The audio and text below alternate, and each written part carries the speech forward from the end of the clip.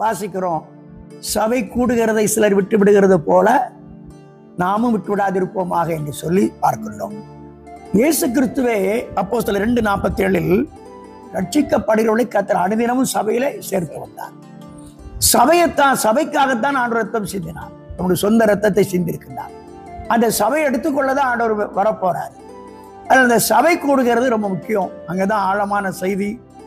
நம்முடைய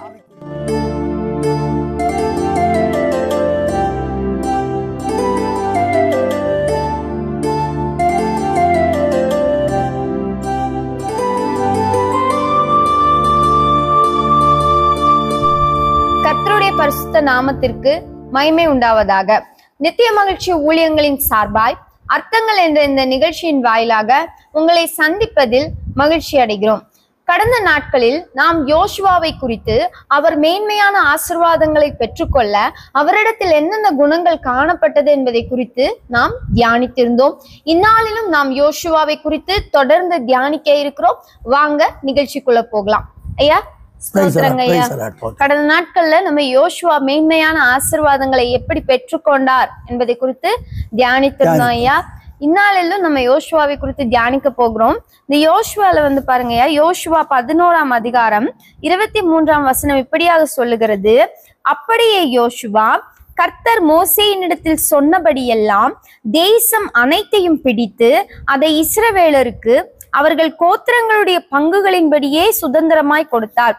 அது யோசுவா ஆண்டவர் மோசே கிட்ட என்ன காரியம், எப்படி பங்கு கொடுக்கணும், இஸ்ரவேலர் ஜனங்களுக்கு எப்படி கொடுக்கணும்னு சொல்லி கோத்திரத்தின்படி என்ன கட்டளை கொடுத்தாரோ அதை அப்படியே யோசுவா நிறைவேற்றினார் பாக்குறோங்க ஐயா.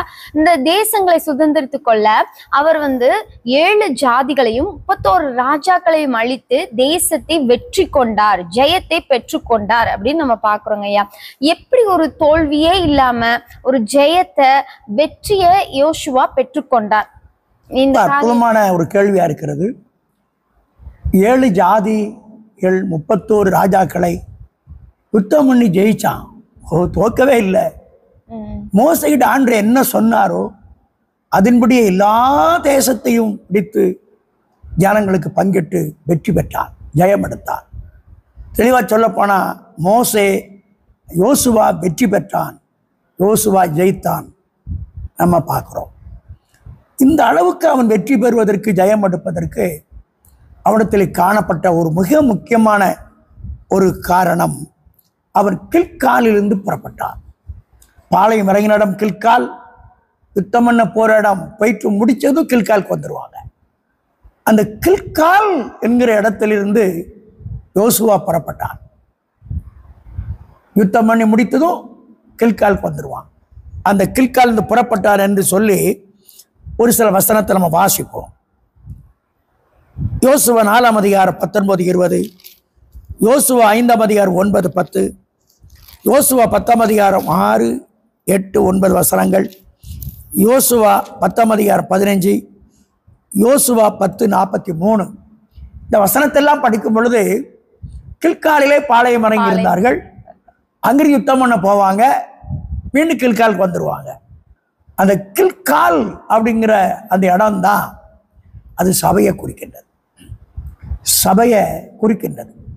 ஒரு மனிதன் சபையில் வசனத்தை கேட்டு ஆவியில் பலனடைந்து அவனுடைய வாழ்க்கையில் நல்ல ஒரு பலசாலியை மாறி யுத்தம் பண்ண போகும்பொழுதுதான் ஜெயிக்க முடியும். ஒரு பலசாலியாக மாறாத ஒரு மனிதன் யுத்தம் பண்ணி ஜெயிக்க முடியாது. அது ராஜாக்களோடு யுத்தம் பண்ணணும், ஜெயிக்க முடியாது. அவன் கில்காலில் இருந்து அவன் புறப்பட்டு போனான், யுத்தம் பண்ணி முடித்தான், கில்காலுக்கு வந்தான். பாளையம் இடம் கில்காலாக இருக்கின்றது. இந்த கில்காலை குறித்து ஏராளமான சம்பவங்களை வேதத்தில் நாம் பார்க்கின்றோம். அதில் இன்னைக்கு நம்ம ஒரு சில விஷயத்தை நம்ம பார்ப்போம். இந்த கில்கால் என்றால் ரொம்ப அற்புதமான விஷயத்தை வேதத்தில் வாசிக்கிறோம். அது ஞாபக சின்னம். யோசுவா 4ஆம் அதிகாரம் 7ஆம் வசனத்திலே வாசிக்கிறோம். யோசுவா ஜனங்கள், இஸ்ரவேல் ஜனங்கள் எல்லாரும் அந்த யோர்தானை கடந்து போறாங்க. ஆண்டவர் சொன்னார், இந்த யோர்தான் நதியில 12 கற்களை எடுத்து நீ கில்கால நட்டி விட்டுரு. நாளைக்கு இந்த கல் என்ன என்று கேட்டால் உன் பிள்ளைகளுக்கு நீ சொல்லணும். பெரிய யோர்தான் கரை புரண்டு ஓடின பொழுது அந்த யோர்தானை நம்ம கடந்து வந்தோம், அந்த யோர்தானுக்குள்ளே எடுக்கப்பட்ட கல் என்று உன்னுடைய பின் சதியார் சொல்லணும்னு சொல்லி அந்த கல் அங்கே பதிக்க வைக்க சொன்னார். இந்த பைபிள் சொல்லுகிறது, கில்காலிலே யோசுவா அந்த 12 கற்களையும் நாட்டினான் என்று பார்க்கிறோம். எப்போதும் ஆண்டவர் நம்முடைய வாழ்க்கையில கொடுத்த வெற்றியும் ஜெயத்தையும் நம்ம ஞாபகம் பண்ணிக்கிட்டே இருக்கணும். எவ்வளவோ அற்புதங்களை செஞ்சிருப்பார், படிக்க வச்சிருப்பார், ஒரு வேலை கொடுத்திருப்பாரு, ஒரு பயங்கரமான வியாதியை சுகமாக்கி இருப்பாரு. இதெல்லாம் நம்ம நினைவு கூறணும். நினைவு கூர்ந்து அங்கிருந்து தான் நம்முடைய யுத்தம் பண்ண புறப்படணும். அதை நம்ம மறந்துடும் பொழுது நம்ம ஜெயிக்க முடியாது. கில்கால் ஞாபக சின்னமாக இருக்கின்றது. 106 சங்கீதம் 22 வசனத்தில் இஸ்ரவேல் ஜனங்கள் தங்களுக்கு செய்த அந்த நன்மைகளை மறந்து போயிட்டாங்க. அதில் தான் அவங்க செங்கடல் அருகே கலகம் பண்ணிக்கிட்டு இருந்தாங்க, மறந்துட்டாங்க. போதும், சங்கீதக்காரன் தாவீது அப்படி இல்லை. 103 சங்கீதம் 1-2 வசனத்தில் வாசிக்கிறோம், என் ஆத்துமாவே கர்த்தரை ஸ்தோத்திரி, என் முழு உள்ளமே பரிசுத்த நாமத்தை ஸ்தோத்திரி, அவர் செய்த சகல உபகாரத்தை மறவாதேன்னு சொன்னான். இப்போதும் நம்முடைய வாழ்க்கையில ஒரு வெற்றியும் ஜெயத்தை நம்ம பெறணும்னா தேவன் நமக்கு செய்த நன்மைகள், மேன்மையான ஆசீர்வாதங்கள், இதெல்லாவற்றையும் நம்ம நினைக்கணும். நினைத்து அங்கு நம்ம பாலை இறங்கி இருக்கணும். நம்முடைய இறுதி அங்கு இருக்கணும். அங்கு இருந்துதான் நம்ம புறப்பட்டு யுத்தம் பண்ண போகும்பொழுதுதான் நம்ம வெற்றியும் ஜெயத்தையும் பெற முடியும். ஆமாங்க ஐயா, நீங்க கில்கால் அப்படின்னு சொல்லும்போது அது சபை அப்படிங்கறது மையப்படுத்தி இருக்கீங்க ஐயா. இப்ப இன்னைக்கு நிறைய பேருக்கு நம்ம எங்க இருந்து ஆராதிச்சாலும் ஆண்டவர் அந்த ஆராதனையை ஏற்றுக்கொள்கிறார், நம்ம ஏன் சபைக்கு போகணும், அப்ப சும்மா ஆன்லைன்ல பார்க்கலாம், இல்ல நம்மளே கூடி ஜெபம் பண்ணா போதும்னு நினைக்கிறாங்க. இதை பற்றி உங்க கருத்து என்ன ஐயா? பைபிள்ல வாசிக்கிறோம், சபை கூடுகிறதை சிலர் விட்டு விடுகிறது போல நாமும் விட்டு விடாதிருப்போமாக என்று சொல்லி பார்க்கின்றோம். இயேசு கிறிஸ்துவே அப்போஸ்தலர் 2:47 என்ன எழுதியிருக்கிறது? ரட்சிக்கப்படுகிறவர்களை கர்த்தர் அனுதினமும் சபையில சேர்த்து வந்தார். சபைக்காகத்தான் ஆண்டவர் ரத்தம் சிந்தினார், நம்முடைய சொந்த ரத்தத்தை சிந்திருக்கின்றார். அந்த சபையை எடுத்துக்கொள்ளதான் ஆண்டவர் வரப்போறாரு. அதில் அந்த சபை கூடுகிறது ரொம்ப முக்கியம். அங்கேதான் ஆழமான செய்தி, நம்முடைய ஆவிக்குரிய வாழ்க்கையை வளமான, நாம் வல்லமையான ஒரு மனிதனாக மாறுவதற்குரிய ஆழமான செய்தி கொடுக்கப்படும். அதில் அந்த சபை கூடுகிறத விடக்கூடாது. அதை நம்ம கட்டாயம் என்ன செய்யணும்? கலந்து கொள்ளணும். ஆன்லைனில் பேசலாம், அங்கே கேட்கலான்னு சொல்லி எல்லாம் இன்னைக்கு சில உபதேசங்களை பண்ணுறாங்க. அதனால சில மக்கள் வஞ்சிக்கப்பட்டு போயிடுறாங்க. அவங்க ஆவிக்குரிய பலன் அடைய முடியல. ஒரு பிரச்சனை, ஒரு போராட்டம் வரும் பொழுது அவங்க ஜெயிக்க முடியாமல் போயிடுறாங்க. அதனால் அவங்க அந்த கில்கால் என்கிறதான அந்த இடத்துக்கு வரணும். தேவன் தனக்கு செய்திருக்கிற உதவிகள், நன்மைகள் எல்லாத்தையும் நினைக்கணும். எப்படி யோர்தான்ல இருந்து அந்த 12 கல் எடுத்துக்கொண்டு ரட்டினாங்க கில்கால்ல. அப்போ நாளைக்கு அந்த பிள்ளைகள் கேட்பாங்க, உங்க பிள்ளைகள் என்ன என்று, ஆண்டவர் யோர்தானை பிளந்தார் என்று சொல்லி அவங்களுக்கு சொல்லணும். இது மூலமாக அவர்களும் ஆவிக்குரிய வாழ்க்கையில பலனடைகின்றார்கள். பின் சந்ததியும் ஆவிக்குரிய வாழ்க்கையில என்ன செய்றாங்க? பலனடைகின்றார்கள். இன்னும் வேதத்துல பல விஷயங்கள் கில்காலை பற்றி எழுதியிருக்கின்றது. அடுத்ததாக கில்காலை பற்றி அது சுத்திகரிக்கும் இடம் என்று பார்க்கின்றோம். யோசுவா 5 2-3 வசனத்தை படிக்கும் பொழுது ஆண்டவர் மோசேட்ட சொல்றாரு, யோசுவாட்ட சொல்றாரு, நீ கற்களான ஒரு கத்தி எடுத்துக்கொண்டு போய் இஸ்ரவேல் ஜனங்களை நீ மீண்டும் விருத்த சேதனம் பண்ணுகிறார். ஆபிரகாம் ஆண்டவர் சொன்னாரு, உனக்கும் எனக்கு ஒரு உடன்படிக்கை, விருத்த சேதனம் பண்ணணும், அது சுத்திகரிக்கிற ஒரு காரியமா இருக்கிறது. ஏன்னா இஸ்ரவேல் ஜனங்கள் எகிப்திலிருந்து வந்தவர்கள் மறிச்சு போயிட்டாங்க, அவனுடைய பிள்ளைகள்லாம் வந்துகிட்டு இருக்காங்க. அப்ப அந்த பிள்ளைகளை சுத்திகரிக்கணும், அந்த பிள்ளைகள் விருத்த சேதனம் பண்ணணுங்கிறாங்க. அப்போ கில்கால்ல அந்த அருமையான யோசுவா ஒரு கற்களான கத்தி எடுத்து எல்லா மக்களையும் விருத்த சேதனம் பண்றான். அது சுத்திகரிக்கிற ஒரு இடமாக இருக்கின்றது. நம்முடைய வாழ்க்கையிலே அந்த சபையில கொடுக்கக்கூடிய நல்ல செய்திகள், வார்த்தைகள் நம்மை சுத்திகரிக்கிறதாக இருக்கிறது. அப்ப இந்த கில்கால்ல இருந்தா அவங்க புறப்படுறாங்க யுத்தம் பண்ண, அதெல்லாம் பாளையம் இருக்கிறாங்க. அப்போ நம்முடைய ஆவிக்குரிய வாழ்க்கையில வெற்றி பெற, ஜெயம் எடுக்க ஒரு சுத்திகரிப்பு நம்முடைய வாழ்க்கையில காணப்படணும். ஒரு சுத்திகரிப்பு இருந்து அப்படி நம்ம யுத்தம் பண்ண போகும்போதுதான் நம்ம ஜெயிக்க முடியும்.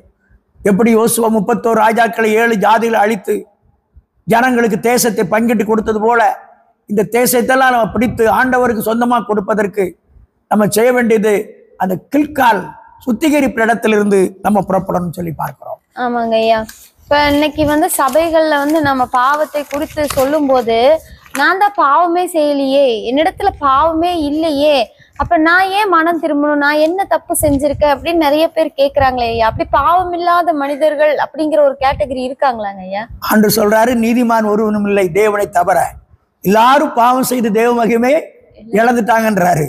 ஆனா வெளிப்படுத்தல் வாசிக்கும் போது பரிசுத்தம் உள்ளவர் இன்னும் பரிசுத்தமாகட்டும்ங்கிறாரு. அப்போ நீதிமான் ஒருவனும் கிடையாது, எல்லாரும் பாவிதான். அதனால நாங்க பரிசுத்தமா இருக்கிறோம்னு சொல்லி பேசக்கூடாது. அது அந்த ஆலயத்துக்கு போய் நின்னா 2 பேரு, ஒன்னு ஆயக்காரன் ஒன்னு பரிசேயன். அவன் தான் தன்னை பெரிய நீதிமான் மாதிரி பேசிட்டு இருந்தான்.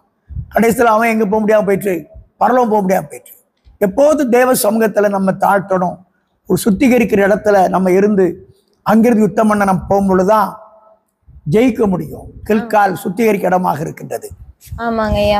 இன்னும் இந்த யோசுவா ஜெயத்தையும் வெற்றியும் பெற என்னென்ன காரியங்கள் இருந்ததுங்க ஐயா?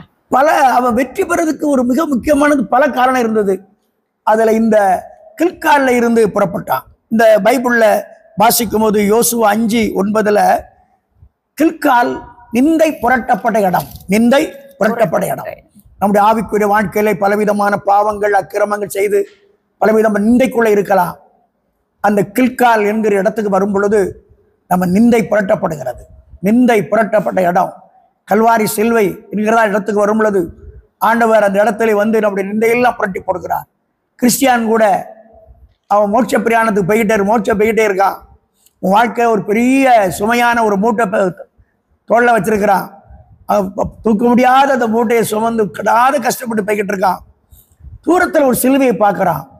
அந்த சிலுவை பக்கம் வந்ததும் அந்த மூட்டை தானா அவிழ்ந்து கீழே ஒரு கல்லறை இருந்து விழுந்துட்டு ரொம்ப லகுவானா.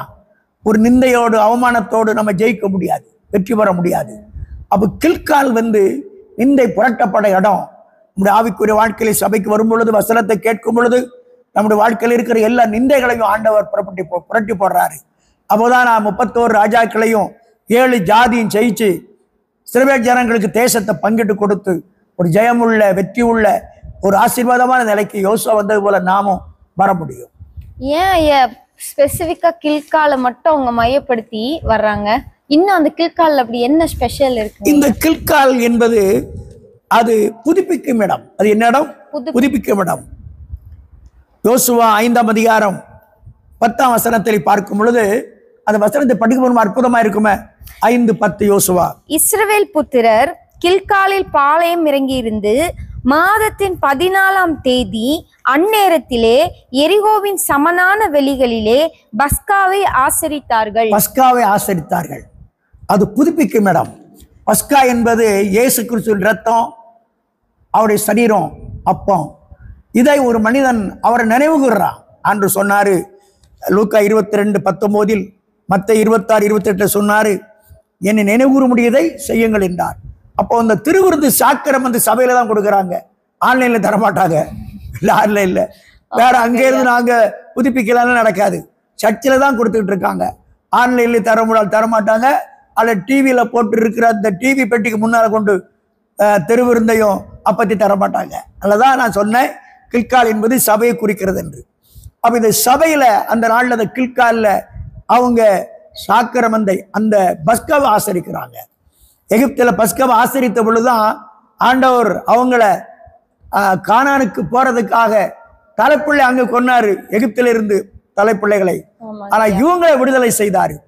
அப்போ ஒரு புதுப்பிக்கிற இடம் வாழ்க்கையில கிறிஸ்து சிலுவையண்டை வரும் பொழுது ஒரு மனிதன் தன் வாழ்க்கையை உணர்ந்து தன்னை புதுப்பித்துக் கொள்கின்றார். அன்று சொன்னாரு, என்னை நினைவுகூற முடியுது செய்யுங்கள் என்று சொன்னார். அப்ப கில்கால் என்பது அது புதுப்பிக்கிற இடமா இருக்கிறது. அந்த புதுப்பிக்கிற இடத்துல இருந்து அவங்க புறப்பட்டு போனாங்க, யுத்தம் பண்ணாங்க, மீண்டும் அந்த இடத்துக்கு வந்தாங்க. ஆகையால் அது புதுப்பிக்கிற இடமாக இருக்கின்றது. ரொம்ப ஆச்சரியமாக இருக்கிறதுங்க ஐயா. கில்கால் ஏன் அதை மையப்படுத்தி இருக்காங்க? அதுல இவ்வளோ அருமையான காரியங்கள் இருக்கு. இதை வந்து சபைதான் அப்படிங்கறத வந்து ரொம்ப அருமையா சொல்லியிருக்கீங்க ஐயா. சபைக்கு வரும்பொழுது அந்த வசனத்தை கேட்கிறான்.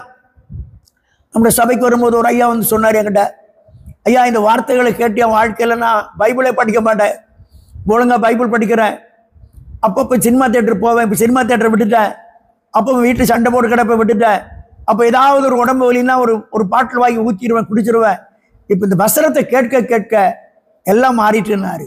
அப்ப சபைக்கு வந்து அவன் வாழ்க்கையில ஒரு புதுப்பிக்கிற ஒரு அனுபவத்தை பெற முடியும். இங்கே சமமான வெளியிலே பஸ்காவை புசித்தார்கள். அப்ப சபையில மாதத்துல ஒரு நாள் அந்த பஸ்கா கொடுக்கப்படுகிறது. வாழ்க்கையில ஒரு டேர்னிங் பாயிண்ட், திரும்புறான். ஐயோ நம்ம இந்த மாதத்துல சில தவறை செஞ்சிருக்கோம், பாவம் செஞ்சிருக்கோம், திரும்புகிறான். ஆனா அந்த இடத்துல இருந்து அவங்க யுத்தம் பண்ண போகும் பொழுதுதான் வெற்றி பெற முடியும், ஜெயம் எடுக்க முடியும். அநேக குடும்பங்கள்ல படிச்சிருக்காங்க, வேலை இல்லாம போயிடுறாங்க. ஒரு வியாபாரம் பண்றாங்க, தோத்து போயிருது. அவங்க காரியங்கள்லாம் தோத்து கடைசியில தற்கொலைக்கு போய் சேர்ந்துடுறாங்க. என்ன வாழ்க்கை, நம்முடைய வாழ்க்கை தோத்து போயிட்டேன்னு சொல்லி. ஏன் இந்த பிரச்சனை? அந்த புதுப்பிக்கிற இடத்துக்கு அவங்க வரல. வர்றதுனாலதான் அந்த பலன் இழந்துடுறாங்க, அவங்க வாழ்க்கையை முடிச்சிடுறாங்க. ஆமாங்க ஐயா, ஒரு மிகவும் ரொம்ப ஆச்சரியமாக இருக்கிறதுங்க ஐயா இந்த கில்காலை குறித்த காரியங்கள். இன்னும் என்னென்ன காரியங்கள் ஐயா இருக்கு? இன்னும் அந்த கில்கால் என்றால் நன்மை புசிக்கும் நாள், நன்மையை புசிக்கிற இடம் கில்கால். 40 வருஷம் வனாந்தரத்தில் அவங்க நடந்து வந்துட்டு இருக்காங்க. அவர்களுக்கு மன்னா கொடுக்கப்பட்டிருக்கிறது. இப்பொழுது அந்த கில்காலிலே அவர்கள் தேசத்தின் பலனை புசித்தார்கள். யோசுவா 5ஆம் அதிகாரம் 11-12 வாசிக்கிறோம். அவர்கள் தேசத்தின் பலனை புசித்தார்கள். எந்த ஒரு மனிதன் கில்காலுக்கு வருகிறானோ அவன் வாழ்க்கையில நல்ல வேலை, நல்ல சாப்பாடு, நல்ல உணவு, நல்ல ஆசீர்வாதம் எல்லாத்தையும் ஆண்டு தர்றாரு. சங்கீதம் 34:10 வாசிக்கிறோம். கர்த்தரை தேடுகிற மக்கள் ஒரு நன்மையும் குறைபடாது. நன்மை புசிக்கிற இடம்தான் கில்கால். ஒரு மனிதன் சொன்னான், ஆஸ்வால் ஸ்மித் என்கிறதான உலக பிரசித்தப்பட்ட அவர்கிட்ட ஒரு மனுஷன் சொன்னான், ஐயா உங்க வார்த்தைகளை கேட்டேன், அது நடக்க ஆரம்பித்தேன். என் மனைவி என்னை விட்டு போயிட்டாங்க, என் பிள்ளை என்னை விட்டு போயிட்டு. ஏன்னா வறுமை, கஷ்டம், துன்பம், பாடு, மனைவி பிள்ளைகள் எல்லாரும் போயிட்டாங்க. எனக்கும் வேலை இல்லை, எனக்கும் ரொம்ப கஷ்டம். ஆனா உங்களுடைய வார்த்தைகளை கேட்க கேட்க கேட்க ஆசீர்வதிக்கப்பட்டேன், உயர்த்தப்பட்டேன். என் மனைவி பிள்ளைகளாம் வந்து சேர்ந்துட்டாங்கன்னு சொன்னாங்க. அவர் மனிதன் நன்மையை புசிக்க வேண்டும் என்றால், ஒரு ஆசீர்வாதங்களை பெற்றுக்கொள்ள வேண்டும் என்றால், ஒரு குழந்தை பெற வேண்டும் என்றால், திருமணம் நடக்க வேண்டும் என்றால் அவன் கில்காலில் இருக்க வேண்டும். அப்போதான் அவன் என்ன செய்ய முடியும்? நன்மை புசிக்க முடியும். நன்மை புசிக்கிறது மாத்திரமல்ல, அந்த கில்காலிலிருந்து போய் பாளையம் இறங்கி தேசத்தை ஜெயிக்க முடியும், சத்ருவை அழிக்க முடியும், சத்ருனுடைய இடத்தையெல்லாம் நம்ம பங்கிட்டு பெற்றுக்கொள்ள முடியும். கில்கால் அவ்வளோ பெரிய ஆசீர்வாதம் அங்கே இருக்கின்றது. ஆமாங்க ஐயா, கில்காலுடைய ரகசியம் ரொம்ப அருமையாக இருக்கிறதுங்க ஐயா, ஆச்சரியமாக இருக்கிறது. கில்கால்ல இவ்வளோ காரியங்கள் இருக்குதா? நாங்கெல்லாம் வேதத்தை படிக்கும் போது ஏதோ கில்காலுக்கு வந்திருக்காங்க, போயிருக்காங்க அப்படின்னு நினைச்சிட்டு அது ஒரு இடம், மக்கள் வந்தாங்க போனாங்கன்றதான் எங்களுக்கு தெரியுங்க. ஆனா நீங்க இவ்வளோ ரிலேட் பண்ணி இதுல இவ்வளோ ரகசியத்தை நீங்க இன்னைக்கு சொல்லி ஏராளமான விஷயங்கள் இருக்கின்றது. சொல்லுங்க ஐயா. கில்கால் வெளிப்பாடுகளை பெற்றுக்கொள்கிற ஒரு இடமாக இருக்கின்றது. அதை யோசுவா 5ஆம் அதிகாரம் 13ஆம் வசனத்திலே ஒரு தேவ தூதன் உருவிய பட்டயத்தோடு நின்று கொண்டிருக்கின்றான். யோசுவா கேட்கிறான், நீ எங்களை சேர்ந்தவளா என்று கேட்கிறான். ஏன் நிற்கிறான்? அவன் அந்த மக்களுக்கு ஆதரவாக, அந்த மக்களுக்கு பாதுகாவலாக இருக்கின்றான். ஒரு வெளிப்பாடை பெற்றுக்கொள்கிற இடம்தான் கில்கால். பைபிள் சொல்லுகிறது, எபிரேயர் 1:14 ரட்சிப்பை சுதந்திரிக்கிறவர்களுக்கு ஊழியம் செய்யும்படி அவர்கள் அனுப்பப்படுகிற பணிவுடைய ஆவிகள், தேவ தூதர் நமக்கு உதவி செய்யறாங்க, நமக்கு காரியங்கள் வாய்க்க பண்றாங்க. கில்கால் வெளிப்பாடுகளை பெற்றுக்கொள்ள இடமா இருக்கிறது. ஒரு சபைக்கு வரும் பொழுது, வார்த்தைகளை கேட்கும் பொழுது அவன் நல்ல வெளிப்பாடுகளை பெற்று ஒரு வல்லமையான ஒரு பலனுள்ள மனிதனாக மாறி அவ யுத்தத்துல வெற்றி பெற்று தேசத்தை பங்கிட முடியும். வெளிப்பாடுகளை பெறுகிற இடம்தான் கில்கால். இந்த கில்காலுக்கு வராமல் வெற்றி பெற முடியாது, ஜெயம் எடுக்க முடியாது, வாழ்க்கை தோத்து போய் விடுகிறது. அநேக மக்கள் பாருங்க, சபைக்கு வர்றதில்லை, ஏதோ இந்த ஃபர்ஸ்ட் வாரம் தெருவுறதுக்கு வர்றாங்க, மீறிய நாள்லாம் வர்றதில்லை. இதனால் அவங்க வாழ்க்கையில தோல்வியை சந்தித்து, ஏமாற்றத்தை சந்தித்து, ரொம்பவும் கடினமான துயரத்திலும் கண்ணீரிலும் இருக்கிறாங்க, வியாதியில சாபத்தில் இருக்காங்க. கில்கால் வெளிப்பாடுகளை பெறுற இடம். ஆண்டவர் இருக்கிறார், நம்ம கைவிட மாட்டார், அவர் நமக்கு உதவி செய்வார், அவர் நமக்கு ஏதோ ஒரு காரியத்தை செய்வார் என்கிற வெளிப்பாடுகளை பெறுகிற இடம்தான் கில்காலா இருக்கின்றது. ரொம்ப ஆச்சரியமாக இருக்கிறதுங்க ஐயா. அடுத்து இந்த கில்கால்ல என்னென்ன காரியங்கள் இருக்குங்க ஐயா? 6 விஷயத்தை நம்ம பார்த்திருக்கிறோம். 7வது விஷயம், கில்கால் கலற்றி விடுகிற இடம், கலற்றி விடுகிற இடமா இருக்கின்றது. யோசுவா 5ஆம் அதிகாரம் 15ஆம் வசனத்திலே ஆண்டு சொல்றார், உன் காலில் இருக்கிற பாதரட்சை கலத்தி போடுகிறார். அப்ப கலத்தி விடுகிற இடம், அது பரிசுத்த இடம். அங்கு நாம் ஒரு குறையோடு போக முடியாது. கலற்றி விடுகிற இடம். நம்முடைய வாழ்க்கையிலே சபையிலே வசனத்தை கேட்கும் உபதேசத்தை கேட்கும் பொழுது நாம் சில காரியத்தை கலட்டி விடுகிறோம். இது தேவனுக்கு விருப்பம் இல்லாத காரியம், தேவன் இதை ஏற்றுக்கொள்ள மாட்டார், இப்படிலாம் நம்முடைய வாழ்க்கையில் இருந்தால் வெற்றி பெற முடியாது, ஜெயம் எடுக்க முடியாது, 31 ராஜாக்களை ஜெயிக்க முடியாது, தேசத்தை பங்கிட முடியாது என்று சொல்லி அந்த சபைக்கு அந்த கில்காலுக்கு வந்து உபதேசத்தை கேட்க கேட்க கேட்க நாம் நம்மை கலட்டி விடுகிறோம். தேவையில்லாத காரியத்தை, தேவையில்லாத விஷயத்தெல்லாம் கலட்டி விடுகிறோம். கில்கால் கலட்டி விடுகிற ஒரு இடமாக இருக்கின்றது. யாத்திரையாகமம் 3ஆம் அதிகாரம் 5ஆம் வசனத்தில் கூட ஆண்டவர் முச்சடியிலே மோசை வெளிப்படுத்தும் போது, மோசே நிற்கிற இடம் பரிசுத்த பூமி, உன் காலுகிற பாதரட்சை களத்தை மூடு என்று சொன்னார். அதனாலே நம்முடைய வாழ்க்கையில் இருக்கிற பிரச்சனைகளை, நம்முடைய வாழ்க்கையில் இருக்கிறதான தேவனுக்கு விருப்பமில்லாத காரியத்தை கலட்டி விடுகிற இடம்தான் கில்கால். இப்படி கலட்டி விட்டு யுத்தம் பண்ண போகும் பொழுது ஒரு பெரிய ஜெயத்தை காண முடியும். இந்த பொல்லாத உலகத்திலே, வறுமை நிறைந்த உலகம், வேலையில்லாத உலகம், பயங்கரமான வியாதி நிறைந்த உலகத்தில் வாழ்கிறோம். இந்த பயங்கரமான உலகத்திலே நாம் வெற்றி பெற்று ஜெயம் எடுத்து வாழ்வதோடு கூட இந்த தேசத்தையும் நாம் பிசாசின் கையிலே இருந்து தேவனுக்கு சொந்தமாக மாற்ற வேண்டும் என்றால் ஒரு மனிதன் கில்காலிலே பாளையம் இறங்க வேண்டும், அங்கிருந்து அவன் புறப்பட வேண்டும். கில்கால் சபையை குறிக்கிறது. அவன் இருதயம் அங்கிருக்க வேண்டும். அங்கிருந்துதான் அவன் உபதேசத்தை கேட்டு தேவனுடைய வார்த்தைகளை கேட்டு பலப்பட்டு அவர் யுத்தம் செய்ய புறப்படும் பொழுது பெரிய வெற்றியை காண முடியும், ஜெயத்தை காண முடியும். யோசுவாவை போல நாமும் வெற்றி பெற்று ஜெயம் எடுக்க அவன் கில்காலிலே பாளையம் இறங்க வேண்டும். ரொம்ப அதிசயமா இருக்குங்க ஐயா, இந்த ஆச்சரியமா இருக்கு இந்த காரியங்களை குறித்து தியானிக்கும் போது. கில்கால்ல இவ்வளவு ரகசியங்கள் இருக்கிறதா? சபையை வந்து ஏன் இவ்வளவு முக்கியத்துவம் படுத்தி இருக்காங்க? சபைக்குள்ள வந்துட்டு நம்ம வெளியே போகும்போதுதான் ஆவிக்குரிய வாழ்க்கையிலயும் சரி, உலக வாழ்க்கையிலயும் நம்ம வந்து வெற்றி அடைகிறோம் இல்லைங்கய்யா? சபைக்காகத்தானே இயேசு சொந்த ரத்தத்தை சிந்திருக்கிறாரு. சொந்த ரத்தத்தை சிந்தின மாத்திர சபையை ஆண்டவர் போஷித்து காப்பாத்துறாரு. எபேசில் வாசிக்கிறோம், சபையை போஷித்து காப்பாற்றுவது போல இருக்கிறான். அப்போ சபையை என்ன போஷித்து காப்பாத்துறாரு? கடவுளுடைய வார்த்தைகளை, பரலோக வசனங்களை சபைக்கு கொடுத்து அந்த வார்த்தையின் மூலமாக சபையை என்ன செய்றாரு? காப்பாத்துறாரு. இப்பெல்லாம் வந்து நிறைய பேர் ரொம்ப கஷ்டத்துல இருக்கும்போது, பிசாசு பிரச்சனை இருக்கும்போது, போராட்டம் இருக்கும்போது, வியாதி இருக்கும்போது சபைக்கு வந்து கொண்டே இருப்பாங்க. ஆனா ஒரு பிரச்சனை விடுதலை ஆகி அவங்களுக்கு வந்து ஒரு வேலை இல்லாம இல்ல வேலை கிடைச்சு நல்லா அருமையா வாழ்க்கையில உயர உயர போகும்போது சபைக்கு வரல, எனக்கு ஞாயிற்றுக்கிழமை லீவே இல்ல அப்படின்னு சொல்லிட்டு நிறைய பேர் போயிடுறாங்க ஐயா. நிச்சயமா அவங்க வாழ்க்கையில ஜெயிக்க முடியாது. 31 ராஜாக்களையும் 7 ஜாதி ஜெயிக்க முடியாது. கொஞ்சம் வந்ததும் ஆண்டவர் சில காரியம் செய்வாரு.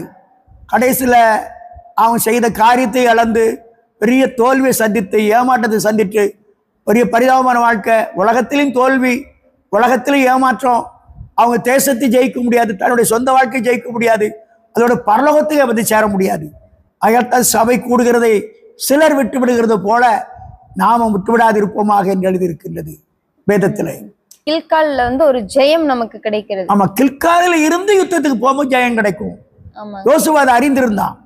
ஆகாத அவன் கில்காலில் இருந்து அவன் புறப்பட்டு போய் அவன் 31 ராஜாக்களை 7 ஜாதிகளை ஜெயித்து ஜனங்களுக்கு தேசத்தை பங்கிட்டு கொடுத்தான். இந்தியாவில் இன்னைக்கு ஆண்டவராய் இயேசு கிறிஸ்து குறித்து அநேகருக்கு அறிவிக்கணும், அவர்களை கிறிஸ்துவண்டை கொண்டு வரணும் அப்படின்னா எல்லாரும் கொண்டு வர முடியாது.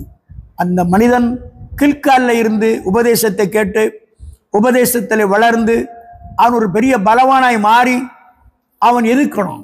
ஏனென்றால் எபேசு சபைக்கு எழுதும்போது மாம்சத்தோடு இரத்தத்தோடும் அல்ல, துரைத்தரங்களோடும் அதிகாரங்களோடும் வான மண்டலத்தில் உள்ள பொல்லாத ஆவிகளின் சேனைகளோடும் ஒரு பெரிய போராட்டம் இருக்கு.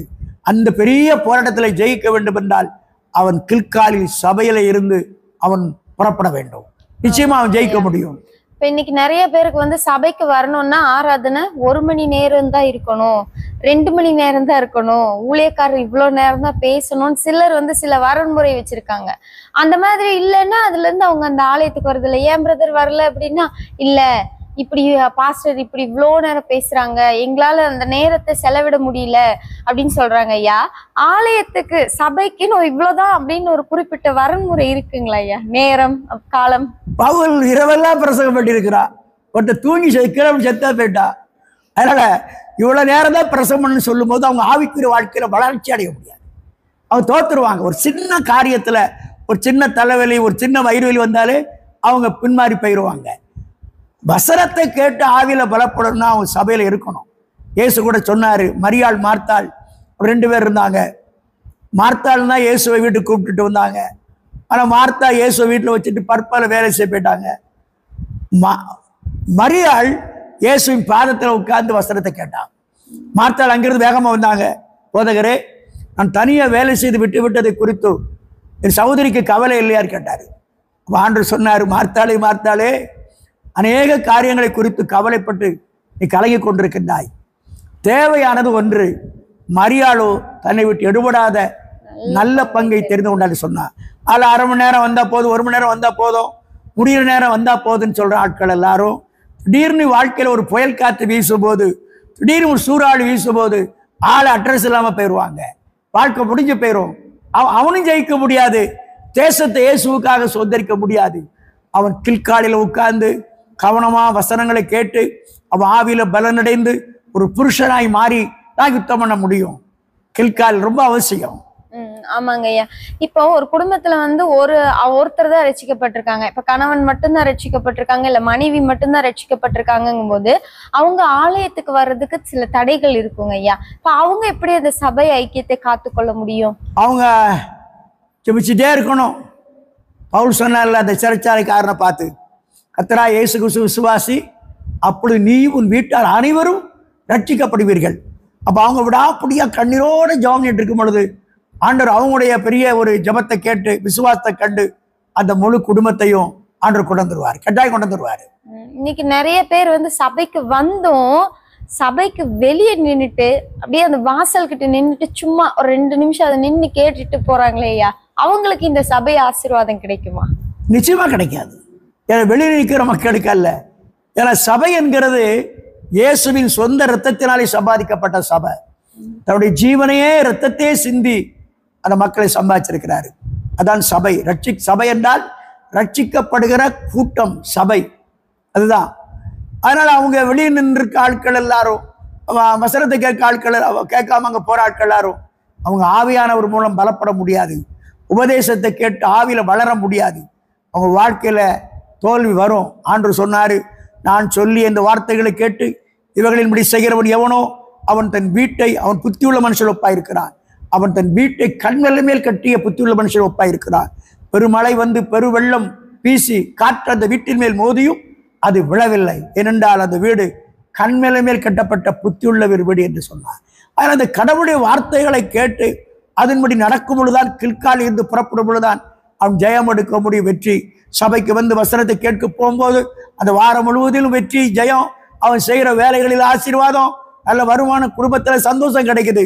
சர்ச்சுக்கே வராம சபைக்கே வராம போகும் பொழுது வாழ்க்கையில தோல்வியும் ஏமாற்றமும் கண்ணீரும் கவலையும் அவமானமும் அசிங்கமும் ஏற்பட்டு தோத்து போயிடுறான்.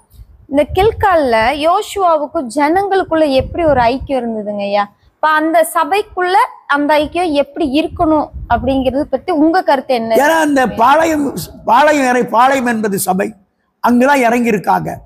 அந்த யோசுவா மேல ஒரு பெரிய அபிஷேகம் இருந்துச்சு. யோசுவாவை தேவன் எல்லா ஜனங்களுக்கு மேல மேன்மைப்படுத்திட்டாரு. ஆனா அவனை மோசைக்கு பயப்படுற பயம் யோசுவா மேலுக்கு பயம் இருந்தது. அதனால ஒரு தேவ ஊழியக்காரன் ரொம்ப கவனமா இருக்கணும். அவன் கில்கால்ல கவனமா இருக்கணும். அவன் தேவனுடைய ஆலோசனை நடக்கணும். அதன்படி செய்யும் பொழுது நிச்சயமா ஜனங்களும் அந்த கில்கால் அவங்க கூட இருக்கத்தான் செய்வாங்க. ஆமாங்க ஐயா. இன்னைக்கு சபையில வந்து நம்ம நிறைய காரியங்களை குறித்து எச்சரிக்கப்படுகிறோம், பலன் அடைகிறோம், வார்த்தைகளை பெற்றுக்கொள்ளுகிறோம். ஒரு பெரிய ஆசீர்வாதம் சபைக்குள்ள இருக்கு. பிசாசு அதனாலதாங்க ஐயா தந்திரமா சபையை உடைக்கிறது, சபையை பூட்டுறது, இந்த மாதிரியான காரியங்களை வந்து அவனுக்கு தெரியும். சபை மூலமா தான் எழுப்புதல் உண்டாகுது. சபையில இருந்தா ஊழியங்களே பெறப்பட்டிருக்கு. சபையில இருந்தா ஊழியங்கள் எழுப்பி இருக்காங்க. பாக்குறோம், வழி அருகே நிக்கிற மரம், அத்தி மரத்துக்கு அது பட்டு போச்சு. ஆனா சபைக்குள்ள இருக்கிற அத்தி மரம் அது இன்னும் 1 வருஷம் அதை கொத்தி விட்டு உரம் போட்டு தண்ணி பாய்க்க வச்சாரு. அதனால சபைங்கிறது ரொம்ப முக்கியமான விஷயம். அதுதான் கில்கால். அதுல கூடி வந்தாதான் அவன் பலனடைய முடியும். அவன் தேசத்தை சுதந்திரித்து பங்கிட்டு கொடுக்க முடியும். உங்க வாழ்க்கையில சபையை குறிச்சு ஒரு சுவாரஸ்யமான அனுபவம் ஏதாவது இருந்தா ஒன்னு எங்களோட ஷேர் பண்ணுங்க. நான் ஒரு நாள் வியாபாரம் பண்ணிட்டு போய் சபைக்கு போகாம வியாபாரத்தை போயிட்டேன். ஏன்னா நான் போகாத நாள்ல போட்டு வியாபாரம். என்ன வியாபாரம் ஐயா? நான் அந்த ரொம்ப பல 40 ஆண்டுகளுக்கு முன்னால 40 வருஷத்துக்கு முன்னால் சொல்லிட்டு இருக்கிறேன். கடையாக இது கடலை மிட்டாய் வியாபாரம் அதெல்லாம் பண்ணிக்கிட்டு இருந்தேன். நான் ஞாயிற்றுக்கிழமை போக மாட்டேன், சபைக்கு போயிடுவேன். ஆனால் எனக்கு தெரியாத இன்னொரு ஆள், விரோதி இன்னொருத்தன் போய் ஞாயிற்றுக்கிழமை போய் எல்லா கடையிலையும் விலை கம்மியாக போட்டுட்டான். ஞாயிற்றுக்கிழமை சரி நம்ம ஞாயிற்றுக்கிழமை போயிடுவோம்னு சொல்லி பிளான் பண்ணி சபைக்கு போகும்போது வியாபாரத்துக்கு போகிறதுக்கு முன்னால் ரோட்டில் சைக்கிளில் போய்கிட்டு இருந்தேன். ஒரு ஐயா சொன்னார், ஐயா என்னை கொஞ்சம் ஏற்றி அந்த பக்கம் கொடுன்னாரு. அந்த காலத்தை டவுன்ஸ் ஓட்டக்கூடாது. அவர் ஏற்றி கொண்டு விடுறதுக்குள்ள போலீஸ் பிடிச்சிருச்சு. ஸ்டேஷன் கூட்டு போய் எங்களை உட்கார வச்சு பெரிய பிரச்சனை ஆயிடுச்சு. அப்போ தான் நினச்சேன், இனிமேல் வாழ்க்கையில் கோடி ரூபா இருந்தாலும் சரி சபை விட்டு போகக்கூடாதுன்னு சொல்லி முடிவு பண்ணேன். நான் சபை ஆராதனையை என்னுடைய வாழ்க்கையில் ஒரு நாள் மிஸ் பண்ணதே கிடையாது.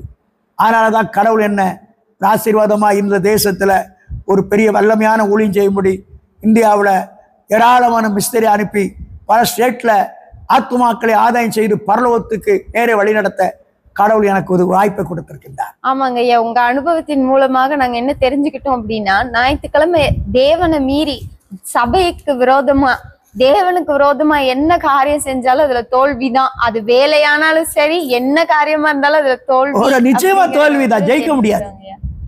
அவன் கில்காலை விட்டுட்டு போகும்போது அவன் நிச்சயமா அவன் ஜெயிக்க முடியாது. அவன் ஜெயிச்சது மாதிரி இருக்கும், எல்லாத்தையும் இழந்துருவான். ஏன்னா அங்கேதான் சபையில தான் ஆண்டு உலாவுறாரு, அவனை ஆசீர்வதிக்க வர்றாரு, அவனுக்கு கண்ணீரை துடைக்க வர்றாரு, அவனுக்கு ஒரு மேன்மையான காரியம் கொடுக்கணும்னு பிளான் பண்றாரு. அப்ப அந்த தேவ உலாவுற இடத்தை விட்டுட்டு அவன் போகும்போது அவன் நிச்சயமா ஆசீர்வாதத்தை பெற முடியாது. ஆமாங்க ஐயா.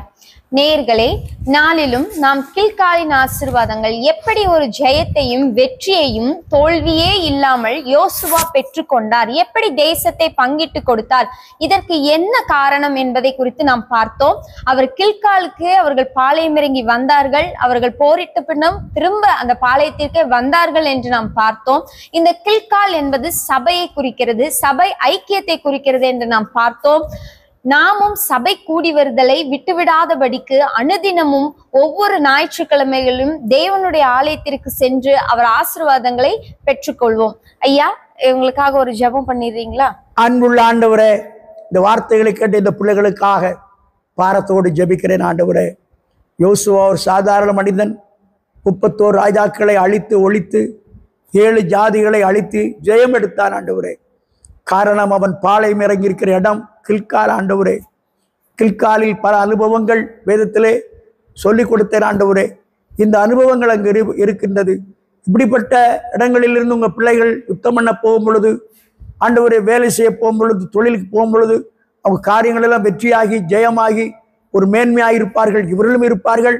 இவர்கள் மூலம் ஏராளமான மக்கள் அந்த மேன்மையான நன்மைகளை பெற முடியும். எப்படி யோசுவா ஆண்டவரை 31 ராஜாக்களை அழித்து 7 ஜாதி அழித்து அந்த தேசத்தெல்லாம் பிடித்து இஸ்ரவேல் மக்களுக்கு பங்கிட்டு கொடுத்தது போல அநேகருக்கு ஆசீர்வாதமான ஒரு பாத்திரங்களாக இந்த பிள்ளைகள் மாறுவதற்கு ஆண்டவரே, கில்கால் என்கிற அது சபை கூடுற இடத்துல அவர்கள் பாளையம் இறங்கி அவருடைய இருதயம் இருக்க கட்டாய உதவி செய்யும், அவருடைய ஆசீர்வதியும். இயேசுவின் மூலம் வேண்டுகிறோம் நல்ல பிதாவே, ஆமென், ஆமென். நேயர்களே, மீண்டும் ஒரு அர்த்தங்கள் என்ற நிகழ்ச்சியின் மூலமாய் உங்களை சந்திக்கும் வரைக்கும் கர்த்தருடைய கிருபை உங்களோடு இருப்பதாக. God bless you. God bless you.